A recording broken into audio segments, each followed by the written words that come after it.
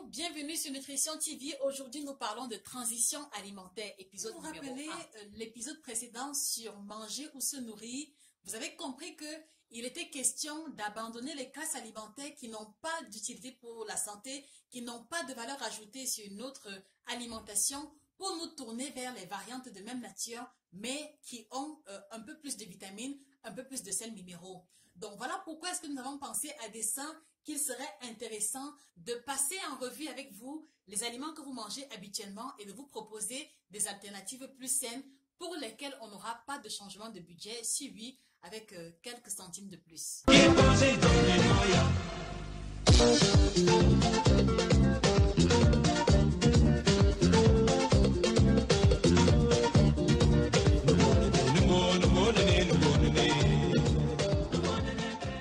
Aujourd'hui, dans cet épisode numéro 1 qui sera consacré essentiellement aux féculents ou alors ce que vous connaissez comme étant complément, on va passer en revue la première classe d'aliments que vous consommez le plus, à savoir le pain.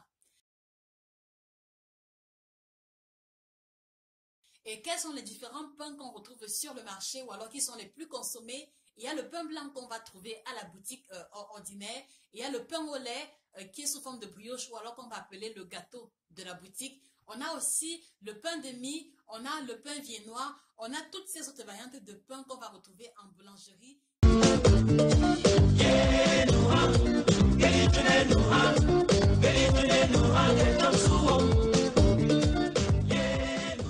Ce sont que des variantes du pain blanc. Pourquoi? Parce que l'ingrédient de base ou alors l'ingrédient de fabrication de base qu'ils ont en commun, c'est la farine de blé raffinée. Alors, avec quoi pouvons-nous donc remplacer ces différents types de pain? Et comme alternative au pain blanc et ses variantes, on a le pain complet, on a le pain à l'avoine, on a le pain au son de blé, on a aussi le pain de campagne qui est intéressant sur le point nutritionnel.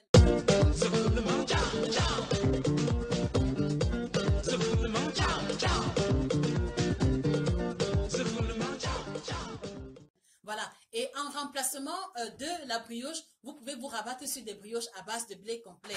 Je sais qu'elles ne courent pas les rues, mais c'est justement aussi l'occasion de vous permettre de comprendre que chaque fois que vous voulez optimiser votre santé, vous devez trouver les moyens d'avoir autant de traçabilité que possible sur la qualité de ce que vous ingérez. Donc, si vous êtes fan de pâtisserie, si vous êtes fan de croissant ou de cake, il n'est pas interdit de faire son cake avec de la farine complète.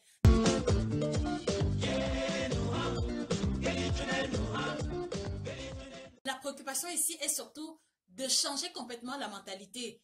Autrefois, on faisait les gâteaux et toutes les pâtisseries avec la farine blanche. Mais par souci d'optimisation de la santé, on peut le faire avec de la farine complète. C'est ce à quoi nous voulons vous inviter.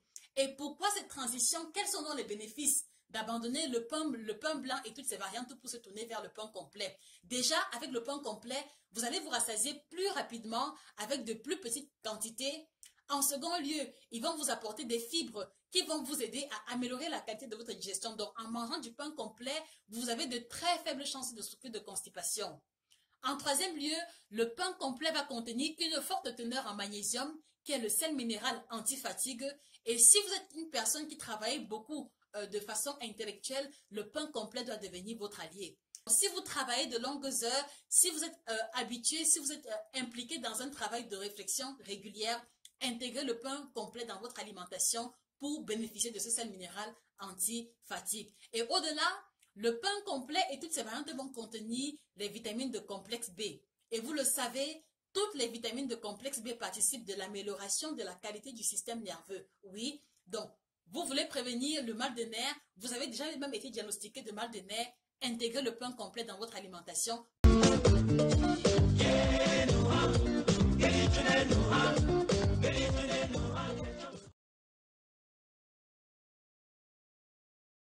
Autre transition alimentaire à opérer, vous êtes fan de bâton de manioc, vous êtes fan de miondo, vous adorez le mintumba, vous aimez le foufou, vous aimez le watafoufou, d'accord, pas de problème.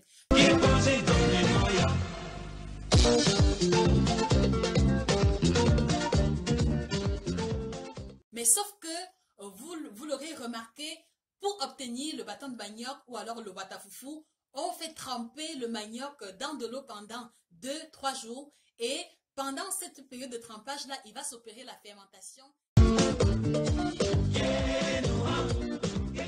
qui va détruire toutes les vitamines que pouvait contenir le manioc, qui est l'ingrédient de base.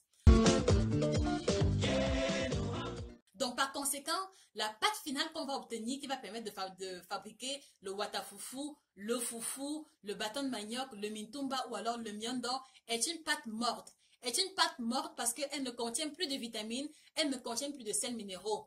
Et qu'est-ce qu'elle apporte uniquement? Elle apporte uniquement de l'amidon et elle va être uniquement source d'énergie. Donc, vous l'aurez compris, consommer un tel aliment aura simplement pour vocation de nous apporter de l'énergie, mais on n'aura plus aucun autre bénéfice nutritionnel à le consommer. Donc, qu'est-ce que nous vous proposons comme transition? Réduire autant que possible la fréquence de consommation du foufou, du bâton, du watafufu, du miondo, et maintenant privilégier à chaque fois qu'il est question de manger du manioc, de le manger sous forme de tubercules fraîches.